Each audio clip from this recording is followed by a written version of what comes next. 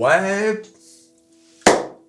comment ne pas parler de ce qui s'est passé cette semaine avec LVMH, la plus grande entreprise du CAC 40, la fierté française, qui a explosé cette semaine, qui a fait une journée à plus de 12%, ce qui pour une entreprise comme ça, c'est exceptionnel.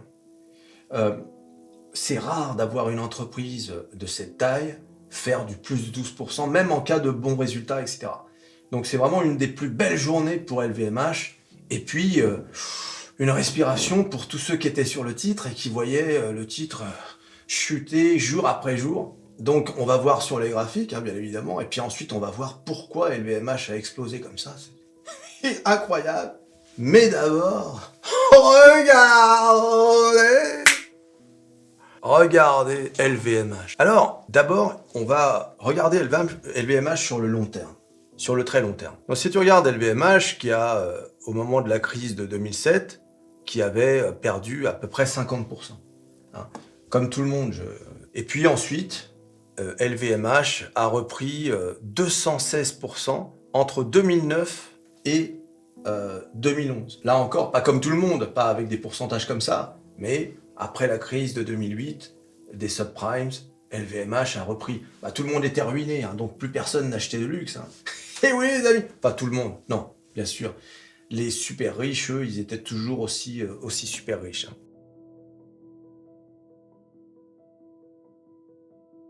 Alors ce qui est intéressant de voir, c'est que de 2010 à environ 2016, LVMH a rangé. Et ensuite, alors, je vais vous dire hein, pourquoi je vous montre tout ça. Là, cette grosse correction, comme vous le savez, c'est le Covid. Hein, LVMH a perdu 40%, hein, comme tout le monde. Mais ce qui est intéressant de voir, c'est que depuis 2016, LVMH ne cesse de monter. Et si tu traces comme ça la courbe qui suit les performances d'LVMH, qu'est-ce que tu as au final? Voilà. Tu as une montée permanente. Malgré les soubresauts, malgré, tu vois, bien sûr, ça monte, ça descend, c'est normal. Mais au final, tu as vraiment une courbe qui ne cesse de monter. Il n'y a pas d'hésitation, quoi. C'est vraiment, on monte, on monte, on monte.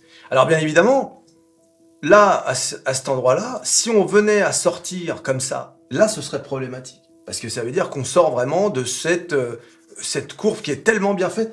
On dirait un truc de chasseur, là, tu sais. Donc c'est vraiment... si tu compares à Kering, regarde Kering, qui est en très grande difficulté. Kering qui, par ailleurs, est retombé donc, sur un support qu'on a eu en 2018, le support de 2020 avec le Covid. Ça y est, on est revenu sur ce support. Donc, est-ce que Kering va percer ce support vers le bas ou est-ce qu'au contraire, Kering va rebondir? Telle est la question. Hein, on pourra faire une autre vidéo sur Kering pour voir où en est cette entreprise. Mais si tu regardes la même situation, donc crise de 2007, ensuite, c'est pas tout à fait un range, mais ça y ressemble quand même, comme avec LVMH, une montée absolument fulgurante en 2016. Et comme tu peux le voir comparé à LVMH, on n'a pas vraiment l'effet trompette qui va vers le haut. Hein. On a plutôt un truc, tu vois, qui va vers la stagnation. Mais là où c'est terrible, c'est qu'on a percé cette fameuse trompette. Tu vois, on l'a percée et on est descendu bien bas. Contrairement à LVMH, qui n'a pas percé sa trompette. Voilà, c'est désormais le nouveau vocabulaire de trading. La trompette. C'est parce que je suis musicien, c'est pour ça. Et que... Voilà, bon, t'as compris le principe. Le principe, c'est que sur Kering, t'as pas la même dynamique que sur LVMH. Tu sens que le marché, il est beaucoup plus hésitant. Et là, si tu regardes, par exemple, la baisse de la guerre en Ukraine, pour Kering, c'est environ 41%. Alors que sur LVMH, on est plutôt sur une baisse de 25%. Donc LVMH a beaucoup mieux résisté que Kering lors de la guerre en Ukraine. Bon, la vidéo, c'est pas pour faire une comparaison entre LVMH et Kering, mais c'est juste pour te montrer à quel point LVMH est une entreprise solide. Je veux dire, quand tu regardes cette croissance, c'est quand même impressionnant. Je te dis, le truc qui me ferait douter des LVMH, c'est que si on sortait de de ce cône, quoi. Hein. Ce serait vraiment la problématique. Alors à la publication des résultats, regardez, hein, on a eu une bougie de malade, une explosion du titre, et on est, enfin, je sais pas si vous imaginez, hein, en une journée, on est revenu à là où on était mi-décembre. Donc en une seule journée, LVMH a regagné quasiment un mois de perte. C'est quand même une performance exceptionnelle. Alors bien sûr, on va voir pourquoi LVMH a explosé comme ça. Et pour ça, on va se rendre sur le meilleur site de bourse et de finance. C'est pas moi qui le dis, c'est Macron. Ouais, j'ai nommé bien sûr métamorphose47.com. Regardez. LVMH annonce des ventes records et des perspectives prometteuses pour 2024. Voilà, et qu'est-ce qu'on voit?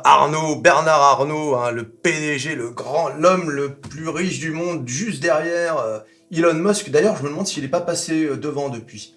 Parce que comme Elon Musk a vu ses actions Tesla baisser et lui monter, je me demande si c'est pas lui désormais le plus riche de... Ah, peu importe. T'imagines, ces gars-là, ils sont là. Et alors, ce qui est marrant, cette photo, elle est marrante parce que regardez ce qu'il y a derrière. Hein, ce sont toutes les marques qui sont associées à LVMH. Voilà, parce que LVMH, c'est Louis Vuitton, Moët et Chandon, NSI.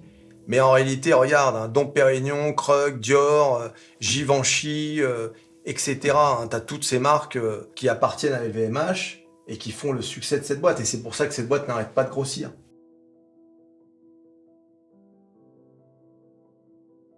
Et je ne serais pas surpris que derrière, quand les fils reprendront le flambeau, ils vont racheter encore d'autres entreprises. Voilà, donc c'est pour ça que cette boîte n'arrête pas de grossir, hein, c'est parce qu'elle rachète. Hein. C'est pas juste parce que LVMH vend plus de sacs Louis Vuitton et plus de champagne.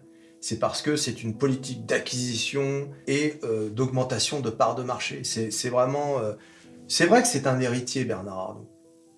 Et en cela, il a moins de mérite qu'un gars qui s'est fait tout seul. Mais quand même, il a fait passer LVMH d'un groupe familial de qualité au premier groupe mondial de luxe, et surtout à la première entreprise française. Et on va le voir là dans l'article, il fait de plus en plus rentrer ses enfants dans l'entreprise. Hein. Il y en a 2 là maintenant qui viennent de passer au conseil d'administration. Donc c'est vraiment une entreprise familiale, une entreprise dont l'intérêt est que l'action doit quand même demeurer au plus haut. Et oui, contrairement à d'autres, hein, je vais citer des noms. Un Grimaud. Vous n'avez pas vu mon tweet sur Grimaud? Le PDG de Valneva, hein, qui est passé sous les 10% de Valneva, la famille Grimaud. Hein. Tu t'imagines la famille Arnault passer sous les 10% d'LVMH? Alors, écoute, commence pas à me démarrer là-dessus parce que, tu vois, pour moi, tu dois couler avec le navire. C'est ça pour moi, un capitaine. Il doit couler avec le navire. Hein. C'est lui qui doit perdre le plus à la fin. C'est comme ça que je conçois le business. Hein. Tu fais pas perdre tes actionnaires, tu vends au plus haut parce que tu as des infos internes, et ensuite tu te barres. Non, non. Bon, là, je parlais pas nécessairement de Grimaud, hein, mais je parle en général. LVMH, le plus grand conglomérat de luxe au monde, a connu une forte hausse de ses ventes à la fin de l'année dernière, reflétant la résilience du marché haut de gamme. Les acheteurs fortunés se sont laissés tenter par les sacs à main extravagants et le champagne du groupe, propulsant ainsi la croissance des revenus de l'entreprise. Cette performance positive a dépassé les estimations, suscitant la confiance des analystes et des investisseurs. Eh oui, amis, de l'oseille. Beaucoup d'oseille. Alors, au dernier trimestre de l'année précédente, la LVMH a enregistré une croissance organique remarquable de 10% de son chiffre d'affaires. 10%, enfin c'est des chiffres de malade à chaque fois. L'action de la société parisienne a connu une hausse significative, plus de 12%, marquant la hausse la plus importante depuis près de 4 ans. Le PDG Bernard Arnault s'est montré confiant dans les perspectives pour l'année en cours, renforçant ainsi l'enthousiasme du marché. Le marché est content. Le marché est content, donc il met des billes sur LVMH. Voilà. Bravo Bernard. Ça boit du champagne. Hein. Voilà. Un petit passage sur les analystes, hein, toujours drôle. Les analystes dont Thomas Chauvet de Citigroup considèrent le ton optimiste de la direction de LVMH comme un indicateur positif pour 2024. Ah ouais? Donc le fait qu'il soit positif, c'est un indicateur positif? Chauvet suggère que l'année pourrait se dérouler sans heurts, dissipant les craintes d'une période de normalisation difficile pour les géants du luxe. Donc tu reprends les propos de Bernard Arnault. Merci. Défi post-pandémique et résilience. Le boom post-pandémique qui a initialement positionné LVMH comme l'entreprise la plus valorisée d'Europe a connu un ralentissement au cours du second semestre de l'année précédente en raison de l'inflation. Oui, parce que après le Covid, il y a eu une fièvre acheteuse dans quasiment tout, hein, le tourisme, etc.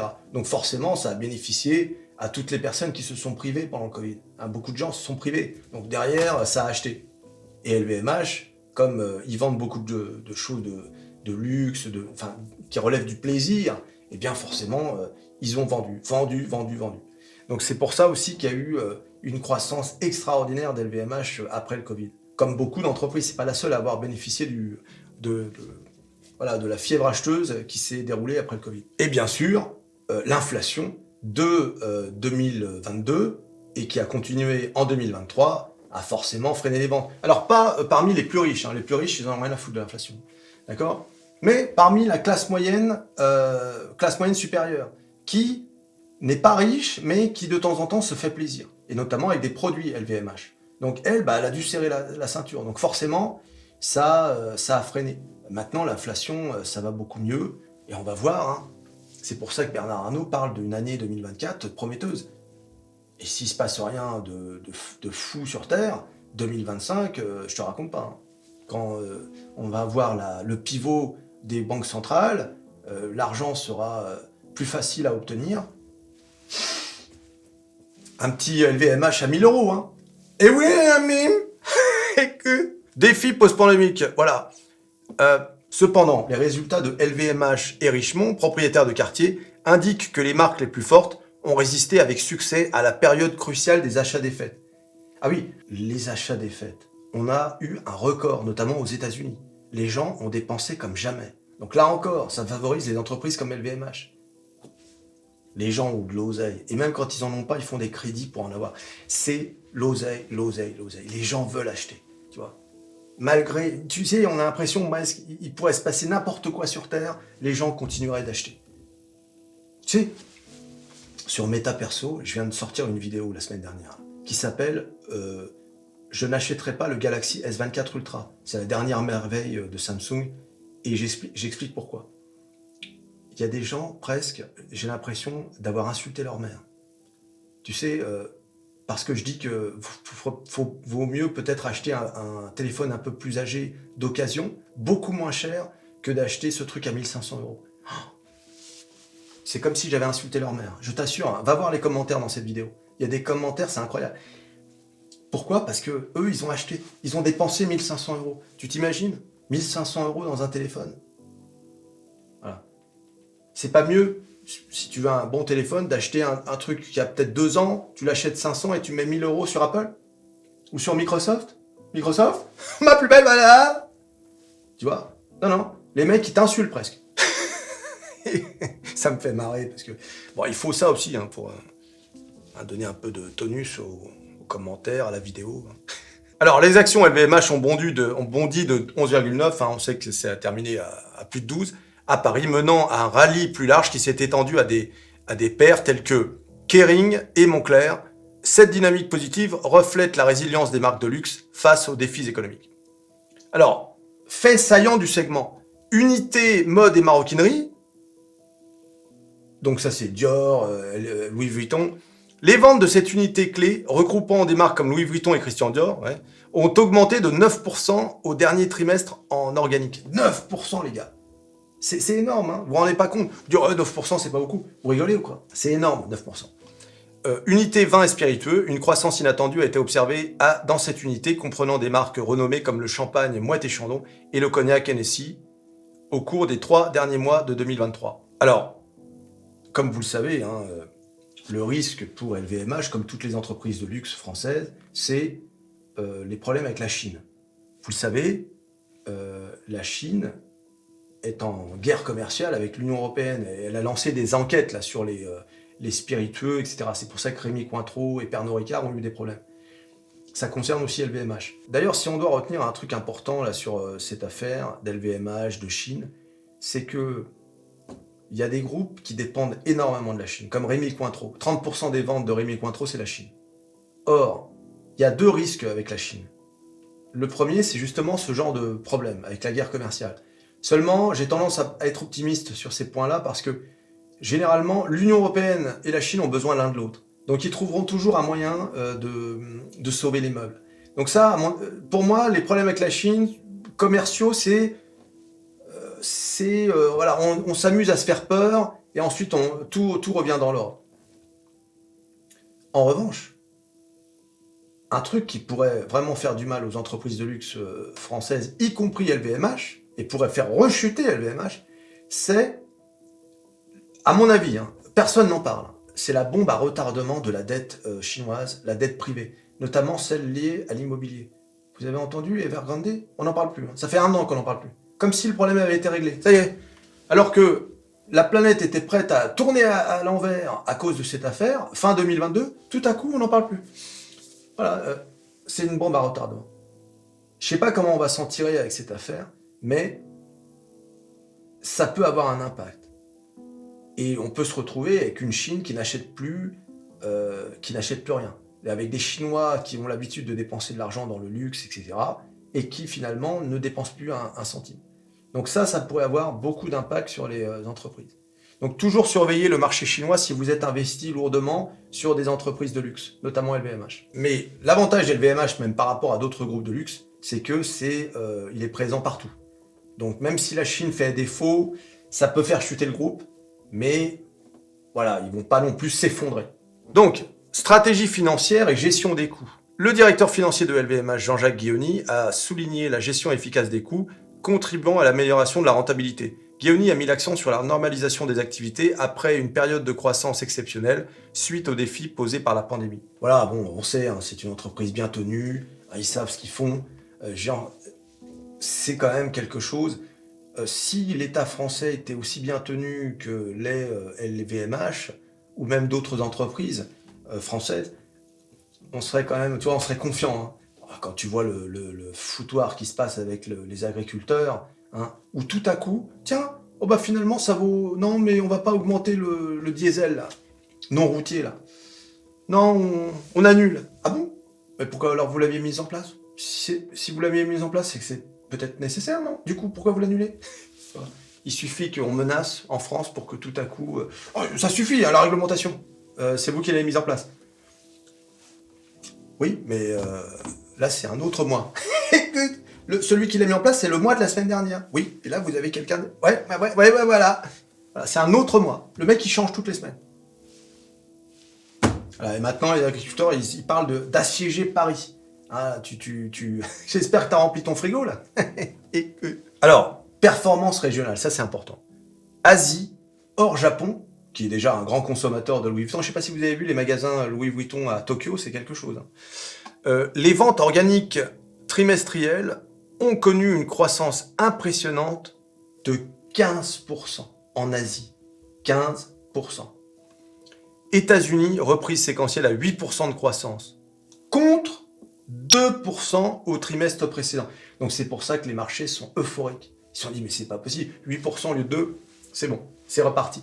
T'imagines quand même passer de 2% à 8%? C'est énorme, c'est extraordinaire. Alors, je vous en parlais tout à l'heure, là, sur l'entreprise familiale. Hein. Le PDG Bernard Arnault a annoncé que ses fils Alexandre et Frédéric rejoindraient le conseil d'administration de l'entreprise, poursuivant ainsi l'implication de la famille dans l'emprise du luxe.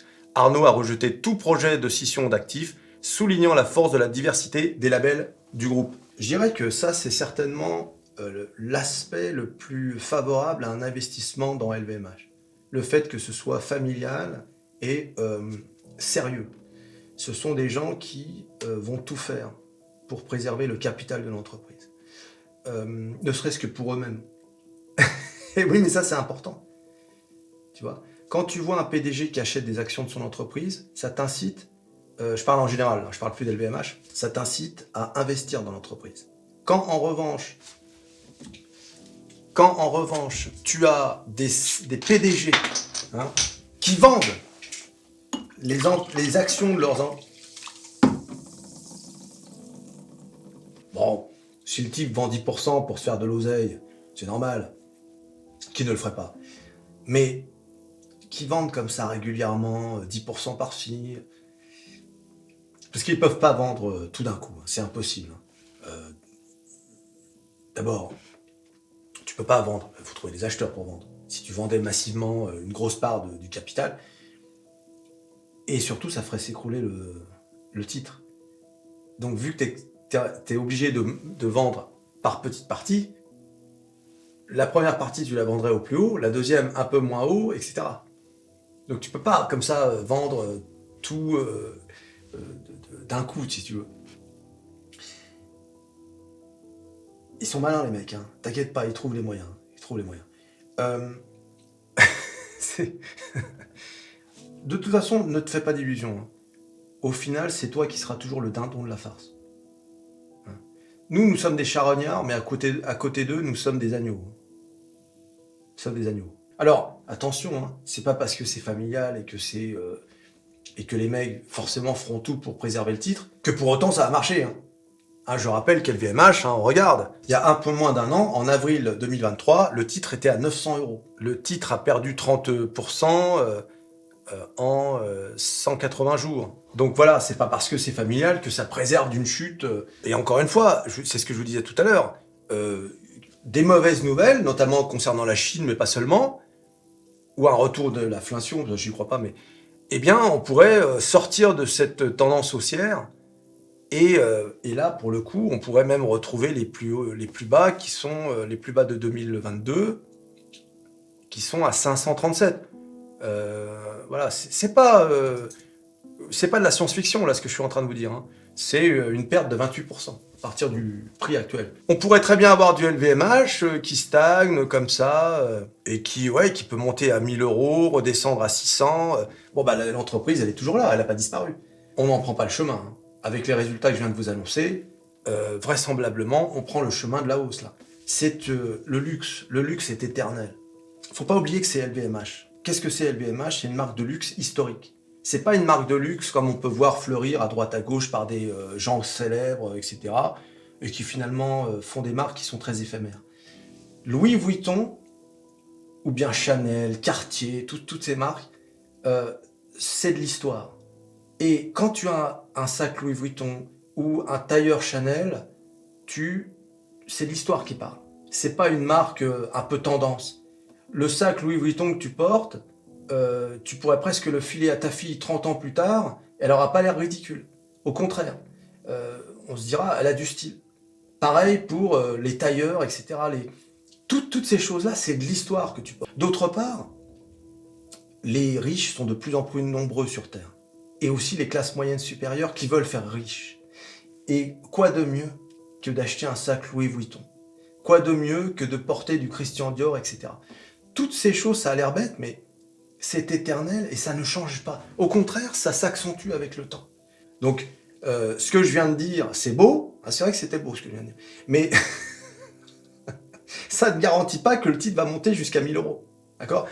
Néanmoins, vu les résultats, vu les perspectives de croissance annoncées par le PDG, qu'on ne peut pas accuser d'être un menteur. Hein. Les PDG menteurs, il y en a plein. Hein.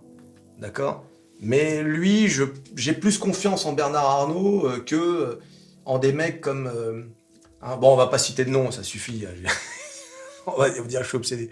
Mais j'ai plus confiance en ce genre de mecs qu'en d'autres. Hein. Hein, on va être honnête. Pourquoi? Bah parce qu'ils ont prouvé dans le passé qu'ils racontaient pas n'importe quoi. Mais bon, il faut toujours quand même garder une petite part de méfiance, hein, d'accord?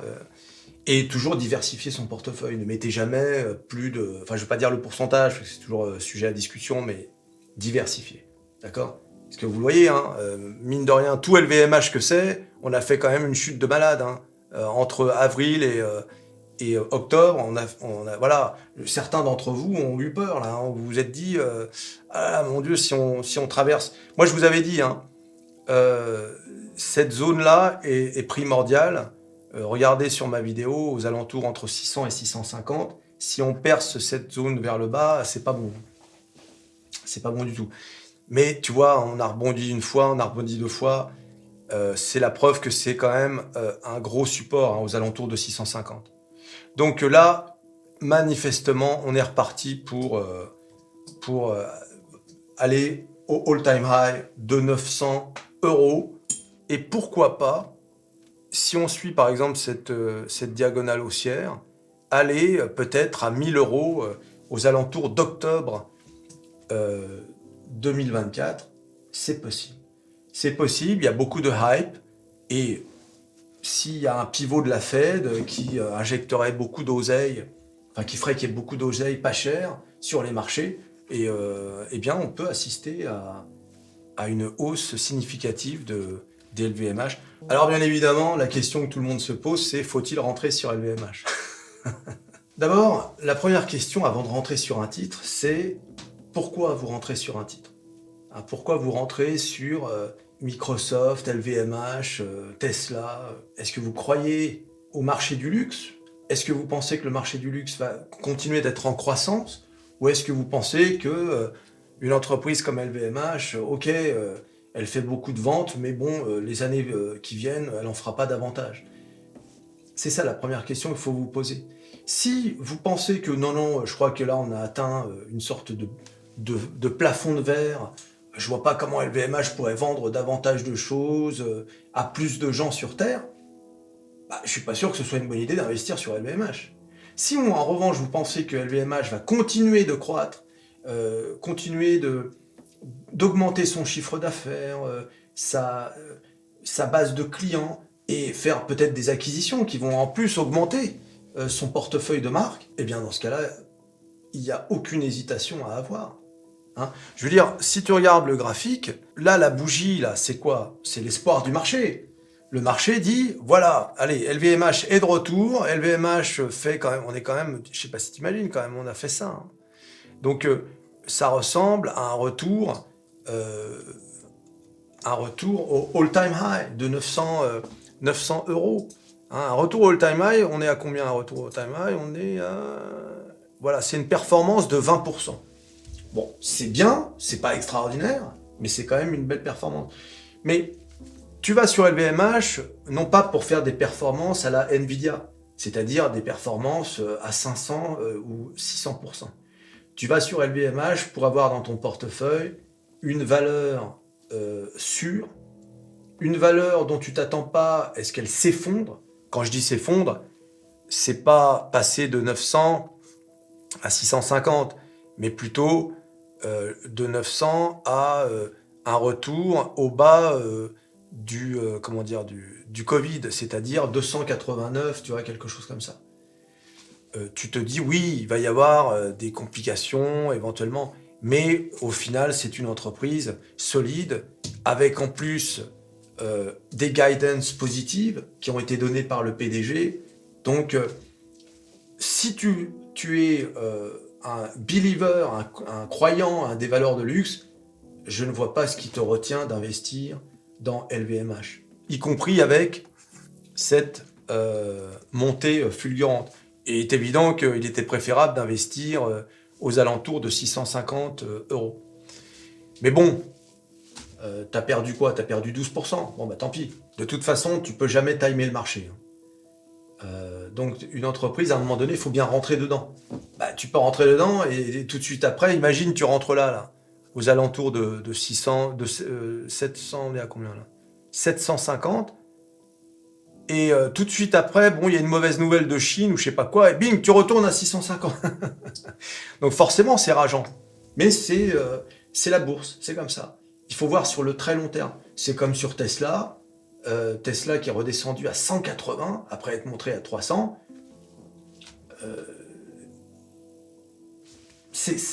Malheureusement, c'est la bourse, il faut y croire. Moi, je crois toujours que Tesla, je vous l'avais dit, ira à 400 $. Alors, allez voir ma vidéo sur Tesla. Je ne vais pas rentrer dans les conditions, les détails, etc. Et les bémols. Allez voir la vidéo sur Tesla. J'en ai fait 2 récemment. Une pour dire vendez Tesla quand c'était à peu près à 220, 230. Et une pour dire Tesla s'effondre. Une semaine après. Et effectivement, vous auriez dû vendre Tesla. Il faut écouter les youtubeurs finalement. Non, je rigole. Jamais écouter les youtubeurs, jamais écouter les influenceurs. Toujours faire votre propre travail d'analyse. D'accord? Nous, on est là pour le divertissement. Ouais, les amis, LVMH, belle boîte, beau succès français. Et ça fait plaisir avec tout ce qui se passe en ce moment dans ce pays. Donc du coup, eh bien, tu t'abonnes tu likes, tu partages, tu cliques sur à peu près tout ce qui peut être cliqué. LVMH, Bernard Arnault. Et on se revoit à la prochaine vidéo. Allez, salut.